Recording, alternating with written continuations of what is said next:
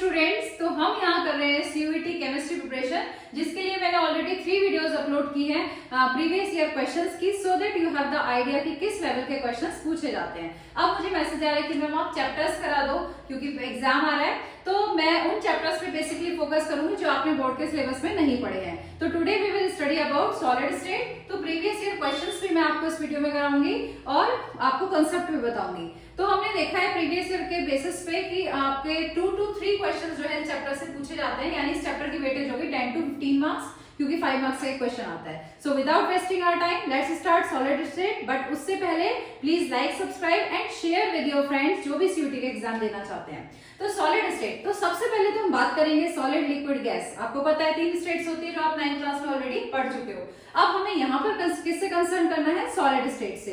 तो solid state में यानी सॉलिड्स के जो है वो बेसिकली 2 टाइप्स बताए गए हैं। First one is crystalline solid and second one is amorphous solid. जो आपके क्रिस्टलाइन सॉलिड्स होते हैं ये होते हैं ट्रू सॉलिड्स। क्यों कहते हैं इनको ट्रू सॉलिड्स? क्योंकि सारी प्रॉपर्टीज शो करते हैं जनरली जो एक सॉलिड को शो करनी चाहिए, जो आपने 9th क्लास में पढ़ी है, प्रॉपर्टीज ऑफ सॉलिड। लेकिन एक और कैटेगरी होती है यहाँ पर एमोर्फस सॉलिड्स, जिनको हम कहते हैं pseudo solids. Why pseudo solids? Because pseudo means क्या होता है? फॉल्स। फॉल्स सॉलिड्स, ये सॉलिड तो है लेकिन कुछ प्रॉपर्टीज ऐसी शो करेंगे जो सॉलिड की नहीं है, जो लिक्विड की है, जैसे कि प्रॉपर्टी टू फ्लो। जो अमोर्फस सॉलिड्स हैं इसके एग्जांपल क्या है? ग्लास, प्लास्टिक और रबर, ये सारे इस कैटेगरी में आते हैं। तो solid you can't say these are liquid, but इनकी कुछ प्रॉपर्टीज ऐसी हैं जो ये शो करते हैं जो सॉलिड की नहीं है। फॉर एग्जाम्पल आपने एक क्वेश्चन सुना होगा कॉमन सा कि जो ओल्ड विंडो होती है, ग्लासेस की बनी हुई जो विंडोज हैं बहुत पुरानी हो जाती हैं, तो वो ऊपर से थिन हो जाती है, नीचे से थिक। क्यों? क्योंकि ग्लास क्या प्रॉपर्टी शो करता है? फ्लो करने की प्रॉपर्टी शो करता है। ठीक है, इनको सुपर कूल्ड लिक्विड भी कहते हैं। ठीक है, या फिर आपने ये भी क्वेश्चन आता है कि जो आपका जो ओल्ड विंडोज हैं वो मिल्की हो जाती है। Why milky? क्योंकि वो फ्लो कर गया और नीचे इकट्ठा हो गया। राइट, तो ये एग्जांपल है आपके अमोर्फस सॉलिड्स के, जिनको हम स्यूडो सॉलिड्स या सुपर कूल्ड सॉलिड्स भी कहते हैं। तो अब आप देखो इन दोनों में डिफरेंस क्या है। बेसिकली जो ट्रू सॉलिड्स है वो है क्रिस्टलाइन सॉलिड, और हमें इस चैप्टर में उन्हीं के साथ मेनली डील करना है। फिर भी इनमें क्या डिफरेंसेस हैं वो हम देख लेते हैं। सबसे पहला, it follows long range order while it follows short range order. अब इसका मतलब क्या है? जैसे कि मैं एक सॉलिड का एग्जांपल ले लेती हूँ, NaCl। अब आप देखोगे NaCl में एक Na का आइटम है, फिर Cl, फिर Na, फिर Cl, फिर Na, फिर Cl, मतलब एक पर्टिकुलर एक डेफिनेट अरेंजमेंट होता है और लॉन्ग टर्म तक, दूर दूर तक जो है वो यही अरेंजमेंट रहता है। लेकिन एमोर्फस में ऐसा कोई पर्टिकुलर अरेंजमेंट नहीं है। जो पर्टिकुलर अरेंजमेंट आपको लगेगा कि यही है, लेकिन ये थोड़ी दूर तक ही रहता है, जैसे क्वार्ट्ज इसका एग्जाम्पल है। राइट, तो अब आप देखो यहाँ पर ये हो गया दूसरा डिफरेंस। अब जब आप इसको कट करोगे नाइफ के थ्रू तो आपको एक शार्प कट मिलेगा। इसका मेल्टिंग पॉइंट भी क्या होगा? शार्प होगा। यहाँ पे ना ही आपको शार्प कट मिलेगा, ना ही कोई शार्प मेल्टिंग पॉइंट होगा। एक रेंज में मेल्टिंग पॉइंट क्या इसका होगा। अब एक लास्ट है यहाँ पे एनाइसोट्रॉपिक इन नेचर। जो आपके क्रिस्टलाइन सॉलिड्स होते हैं वो एनाइसोट्रॉपिक होते हैं, जबकि अमोर्फस सॉलिड्स क्या होते हैं? Isotropic in nature. ये पॉइंट इंपॉर्टेंट है और आपको उसका मतलब पता होना चाहिए। एनाइसोट्रॉपिक का मतलब different properties in different direction. For example अगर मैं एक सॉलिड ले लूँ, ये ठीक है, अब अगर मैं यहाँ से चेक करूँ तो रिफ्रैक्टिव इंडेक्स अलग है, यहाँ से रिफ्रैक्टिव इंडेक्स अलग है। ठीक है, तो ये हो गया, यानी जो प्रॉपर्टी है वो डिफरेंट डायरेक्शन में डिफरेंट है। किसमें? क्रिस्टलाइन यानी ट्रू सॉलिड में। तो ये कैसे होते हैं? Anisotropic in nature while amorphous solids are isotropic in nature. अब गाइस आगे बढ़ने से पहले आपको ये टर्म्स पता होनी चाहिए। ठीक है, देखो क्या होता है, कोई भी सॉलिड है उसमें कुछ एटम्स प्रेजेंट होते हैं जिन पार्टिकल से वो मिलके बना है, जिसको हम कहते हैं कॉन्स्टिट्यूएंट पार्टिकल। जैसे अभी हमने देखा था NaCl का क्रिस्टल, तो उसके कॉन्स्टिट्यूएंट पार्टिकल्स कौन से थे? Na+ और Cl-।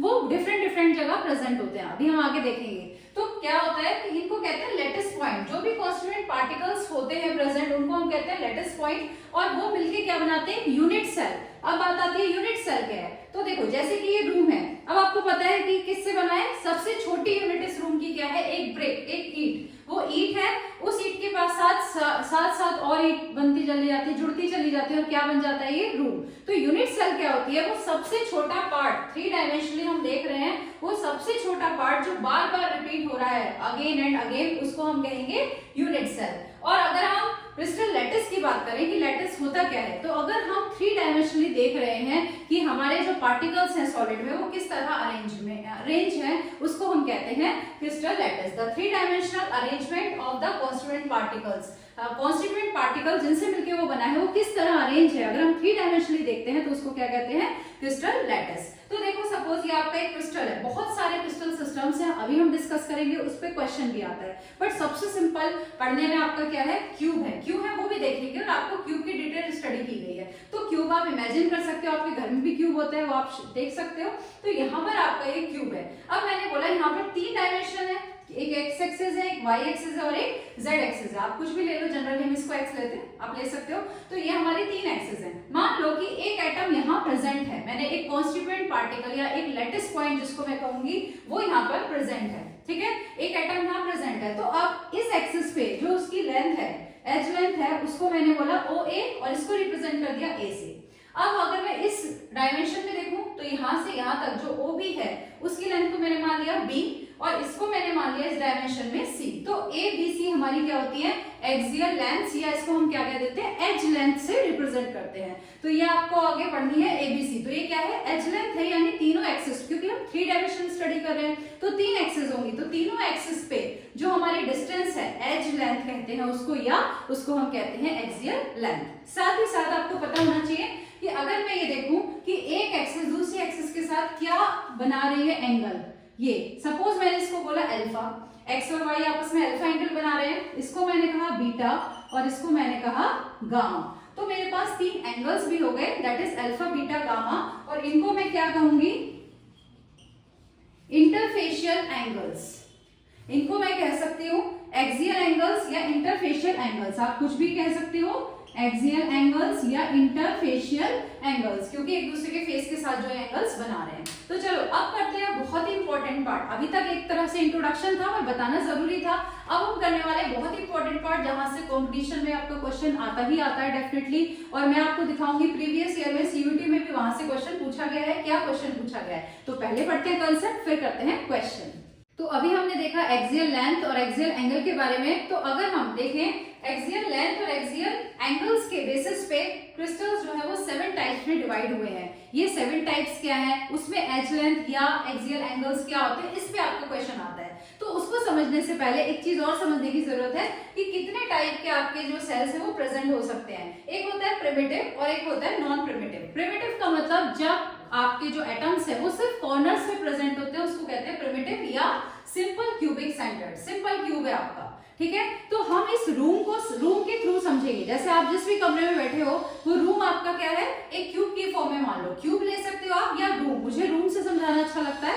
तो अगर आप देखो कि सिंपल क्यूबिक का मतलब इस रूम के जितने भी कॉर्नर्स हैं सभी पे आप एटम्स रख दो, ठीक है।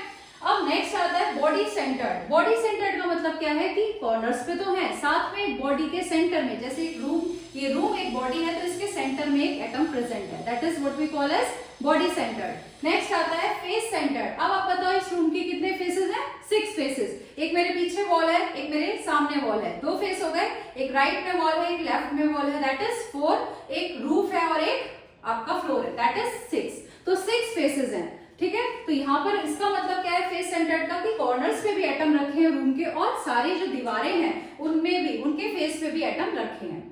एक होता है एंड सेंटर्ड। अभी देखते हैं, अब बात करते हैं कंट्रीब्यूशन की। आपको याद रखना है कॉर्नर पे अगर क्यूब है, जैसे मैंने बोला सिंपल क्यूब, यानी कि कॉर्नर, कितने कॉर्नर है क्यूब में, आप देखो 8 कॉर्नर्स हैं एक क्यूब में, ठीक है। तो अगर रूम में देखें, अगर रूम के कॉर्नर में मैं एक एटम को रख दूं तो 4 कमरे हैं, इधर भी बना हुआ है इधर भी, तो 1/4 हो जाएगा, यानी इस कमरे के अंदर कितना आया। तो आपको याद रखना है अगर क्यूब के कॉर्नर पे एटम प्रेजेंट है तो कितना होता है उसका कंट्रीब्यूशन, उसका कंट्रीब्यूशन होता है 1/8। एक एटम कितना अंदर आ रहा है, 1/8। अगर आपको ये समझ में नहीं आया तो ये समझो, ये आसान है। बॉडी सेंटर्ड और फेस सेंटर्ड से समझते हैं। बॉडी सेंटर्ड मैंने आपको बोला कि भाई कॉर्नर पे है, कॉर्नर का कंट्रीब्यूशन तो कितना है, 1/8। अब एक बॉडी के सेंटर में भी रखा है, यानी एक एटम इस रूम के सेंटर में भी रखा है। तो आप बताओ रूम के अंदर कितना है, पूरा का पूरा ऑब्वियसली रूम के अंदर है, यानी जो बॉडी सेंटर में होता है उसका कंट्रीब्यूशन कितना होता है, 8। इसका कितना था, 1/8। अगर मैं बात करूं फेस सेंटर्ड की, जैसे मैंने कहा दीवार पे एक एटम है, अब आप ये एटम इस दीवार के बीच में है, तो इस रूम के अंदर कितना है, आधा, क्योंकि आधा इस रूम के अंदर है, आधा इसके जो पीछे वाला रूम है उसके अंदर है। आई होप आपको समझ आ रहा होगा। अगर मैं एक दीवार बनाते समय एक एटम को बीच में रख दूं तो एटम इस रूम के अंदर कितना आएगा, क्या, आधा इस रूम के अंदर आएगा और आधा इस रूम के जो पीछे वाला रूम है वहां जाएगा। यानी जो फेस सेंटर्ड एटम होता है उसका कंट्रीब्यूशन कितना होता है 1/2, राइट। अब देखते हैं कि किस एटम में, तो मुझे जो क्रिस्टल समझाने हैं उससे पहले आपको ये समझ में जरूर आना चाहिए। तो चलो एक और बात कर लेते हैं, हमें आगे करनी थी अभी कर लेते हैं। अब आप बताओ, यानी सिंपल क्यूबिक सेल में टोटल नंबर ऑफ एटम कितने प्रेजेंट है, कितने हैं टोटल एटम, 8 प्रेजेंट है, और एक का एटम का कंट्रीब्यूशन कितना है 1/8, यानी कि ओनली 1 एटम प्रेजेंट होगा। पूरा है तो 8 एटम प्रेजेंट, लेकिन 8 में से केवल एक एटम का 1/8 पार्ट इस रूम के अंदर आ रहा है। यानी अगर 8 कॉर्नर पे मैंने एटम रखे हैं क्यूब के, तो क्या होने वाला है, टोटल 1 एटम ही प्रेजेंट होगा रूम के अंदर, राइट। अब बॉडी सेंटर्ड की बात करते हैं। बॉडी सेंटर्ड क्या होता है, आपका कॉर्नर्स पे तो प्रेजेंट है ही, और आपको पता है कॉर्नर्स का कंट्रीब्यूशन कितना होता है 1/8, तो 1/8 इंटू 8, 1 तो वहां से आ गया, प्लस एक बॉडी के सेंटर में भी रखा हुआ है, और जो बॉडी के सेंटर में रखा है, जो एटम इस रूम के अंदर रखा है वो तो पूरा ही इस रूम के अंदर है, तो इसका कंट्रीब्यूशन फुल कंट्रीब्यूशन है 1, तो 1 + 1 यानी इसमें कितने एटम्स हो गए आपके 2 एटम्स। अगर मैं फेस सेंटर्ड की बात करूं तो अगेन जो मेरे 8 कॉर्नर्स हैं उन पे तो एटम है ही 8 कॉर्नर्स पे, यानी कंट्रीब्यूशन कितना हो गया 1, कॉर्नर्स का कंट्रीब्यूशन 1 हम पहले देख चुके हैं। अब साथ ही साथ मैंने क्या बोला, फेस के सेंटर्स पे भी प्रेजेंट है। कितने सेंटर हैं इसके 6, सॉरी कितने फेसेस हैं इस रूम के 6 फेस। मैं यहाँ भी ड्रॉ करूंगी पर यहाँ इतना अच्छा समझ नहीं आएगा। अब 6 दीवार है, एक ये रही, एक मेरे सामने है, एक राइट में है, एक लेफ्ट में है, एक ऊपर है, एक नीचे है। अब मैंने एक एटम को बीच में रखा दीवार के, तो वो आधा इसके अंदर है और आधा दूसरे रूम में गया, पीछे गया। ऐसे ही जो मैंने अपने फ्लोर टॉप पे रखा है, रूफ पे रखा है एटम, वो आधा तो छत पे गया और आधा इस कमरे के अंदर। यानी कंट्रीब्यूशन कितना होता है, जो एटम फेस पे प्रेजेंट है किसी भी, तो उसका कंट्रीब्यूशन कितना होता है हाफ। अब कितने फेसेस हैं इस रूम के 6, तो 6 फेस हैं और एक का कंट्रीब्यूशन हाफ है, तो क्या हो गया हाफ इंटू 6, दैट मीन्स यहाँ से आ गया 3, टोटल आपके एटम्स हो गए 4। तो आपको ये भी याद रखना है कि जब भी सिंपल क्यूबिक सेल होती है तो एक एटम प्रेजेंट होता है। अगर आपको बॉडी सेंटर्ड देगा तो टोटल एटम कितने होते हैं 2, अगर फेस सेंटर्ड देगा तो ओवरऑल टोटल एटम कितने होंगे 4। तो गाइज यहाँ अब आपके सामने है एक टेबल जो कि बहुत बहुत बहुत इंपॉर्टेंट टेबल है। ये सिर्फ सीयूईटी में ही नहीं पूछी गई, प्रीवियस ईयर्स में जेईई नीट हर जगह पूछी गई है, तो बहुत ध्यान से सुनना है इस टेबल को। देखो अभी हमने कहा था कि अगर हम एक्सियल लेंथ देखें और एक्सियल एंगल्स देखें, जो मैंने अभी बताए थे ABC क्यूब बना के, और axial angles alpha beta gamma, उनके बेसिस पे क्रिस्टल्स को हम 7 कैटेगरीज में डिवाइड कर सकते हैं। तो वो 7 कैटेगरीज ये हैं, ठीक है। अब इनमें एक्सियल लेंथ क्या होती है या एक्सियल एंगल क्या होते हैं या कितने ब्राविस लैटिस प्रेजेंट हो सकते हैं, सब कुछ अभी समझाऊंगी, ये पूछा जाता है, ठीक है। तो सबसे पहले हमें इस टेबल को याद करने का तरीका देखना है। एक शॉर्ट ट्रिक बता रही हूँ जिससे आपको ये टेबल एकदम अच्छे से रट जाएगी, और वो टेबल लर्न होने के बाद आपके लिए क्वेश्चन करना बहुत ही आसान होगा। तो सबसे पहले आपको ये 7 क्रिस्टल्स के नाम याद होने चाहिए, क्रिस्टल हैबिट्स के, जिसको आप याद करोगे क्यूट अवर मदर से। क्यूट अवर मदर सबको याद रह सकता है, क्यूट अवर मदर, सबकी मदर क्यूट होती है, तो क्यूट अवर मदर। तो C स्टैंड्स फॉर, पहला है C से क्यूबिक, जो हमने अभी पढ़ा है, क्यूब सिस्टम, जो सबसे सिस्टम आसान होता है पढ़ने में, क्योंकि वहां पे सारी एक्सियल लेंथ्स इक्वल है, सारे एक्सियल एंगल्स इक्वल है 90 के, ठीक है। तो सबसे सिंपल होता है स्टडी करने के लिए, सबसे ज्यादा सिमेट्रिक होता है, इसलिए हमारे सिलेबस में क्यूबिक की ही स्टडी है। तो सबसे पहले क्यूट में C से आ गया क्यूबिक, T से आ गया टेट्राहेड्रल, यानी 2 क्रिस्टल सिस्टम हमें क्यूट से मिल गए। तीसरा मिलेगा हमें अवर से, O फॉर ऑर्थोरोम्बिक, या जिसको हम और क्या कह देते हैं रोम्बिक या ऑर्थोरोम्बिक, एक ही बात है। नेक्स्ट मदर से हमें मिल रहे हैं 4 crystals, M for monoclinic, T for triclinic, H for hexagonal और R फॉर रोम्बोहेड्रल, जिसको हम ट्राइगोनल भी कहते हैं। तो सबसे पहले आपको ये 7 सिस्टम के नाम याद होने चाहिए, क्रिस्टल हैबिट्स के नाम, ठीक है, जिसको आप याद कर लोगे क्यूट अवर मदर से। अब आते हैं कि आप कैसे याद रखोगे एक्सियल लेंथ, किसमें क्या है। देखो 3 एक्सिस है, तो आपने ABC लिया था, मैंने आपको पहले दिखा दिया। अब आपको इसके लिए एक कोड याद रखना है 0 1, नीचे से भी हम स्टार्ट करेंगे 0 1 और बीच में आएगा 222।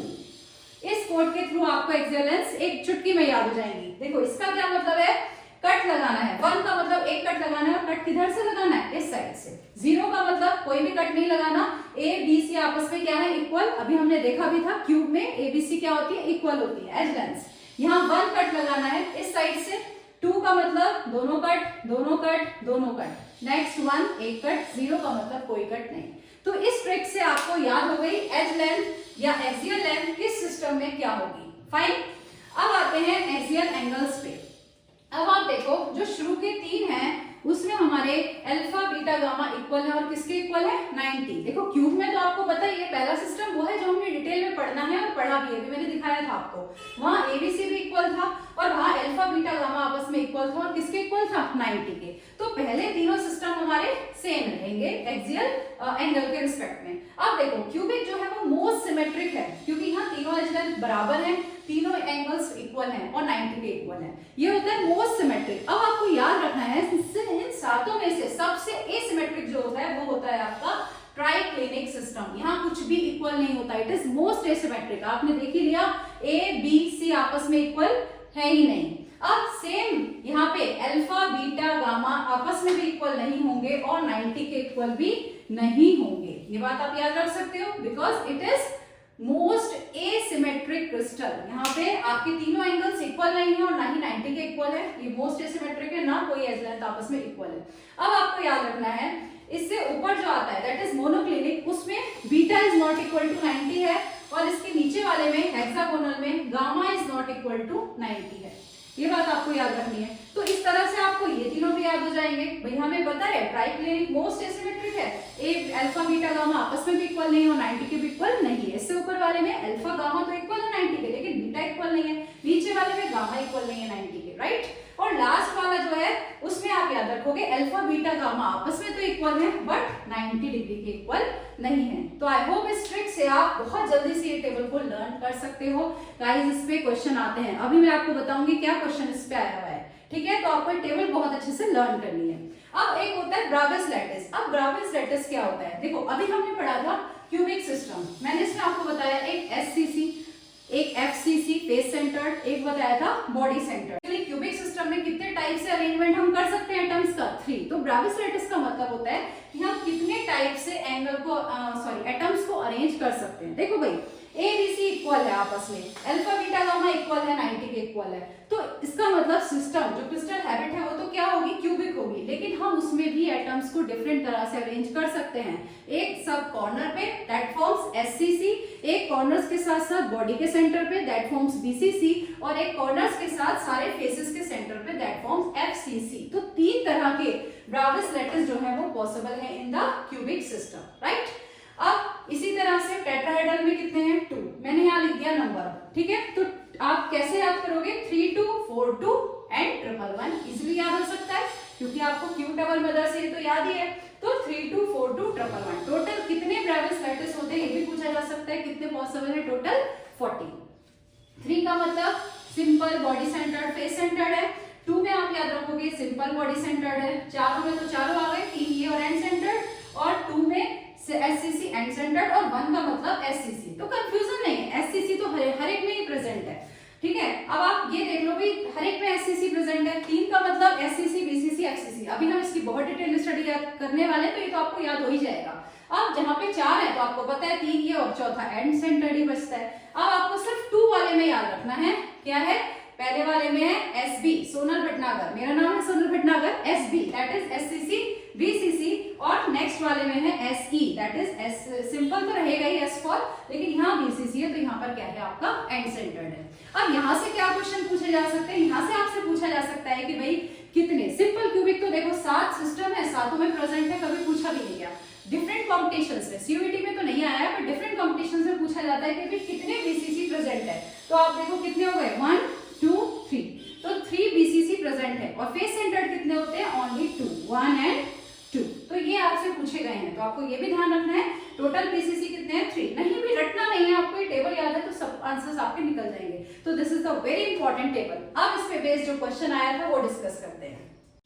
तो चलिए अब जल्दी से देख लेते हैं प्रीवियस ईयर क्वेश्चंस जो आए हुए हैं सीयूईटी में। पहला है a crystal has lattice parameters where a is not equal to b is not equal to c and alpha beta gamma equal है 90 के। तो कौन सा क्रिस्टल सिस्टम होगा? I think now you are capable to do that question. आपको वो table learn करनी है और देखना है। तो आप देखो a is not equal to b is not equal to c, code क्या था 0 1 2 2 यानी ये 2 2 से आया है, ठीक है।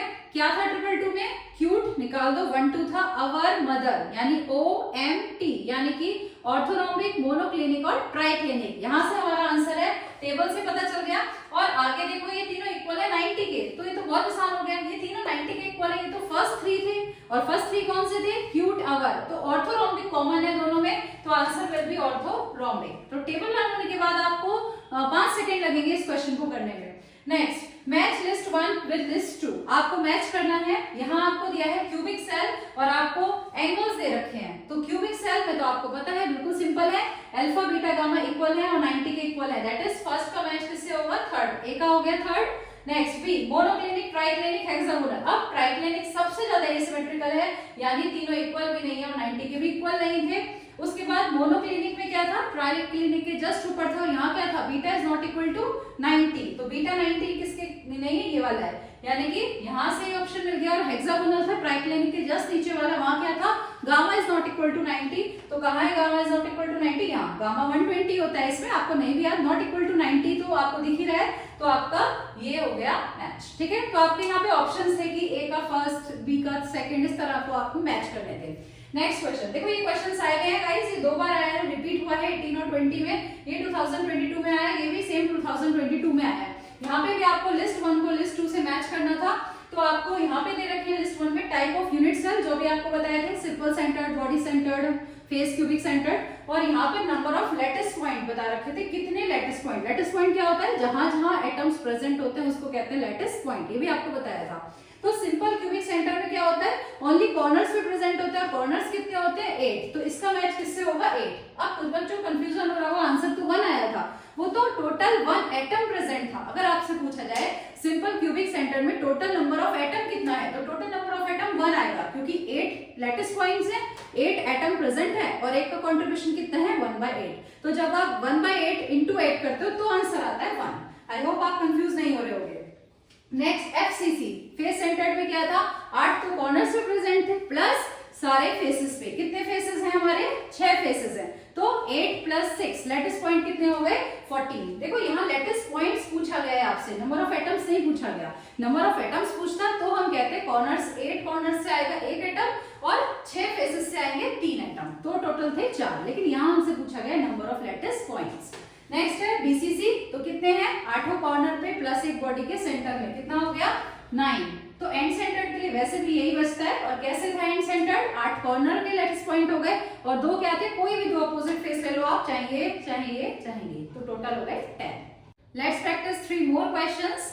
A compound is formed by the elements A and B in a cubic structure. 2 atoms present हैं, A और B, क्यूबिक स्ट्रक्चर बना रहे हैं, in which atoms A are present at corners of the cube.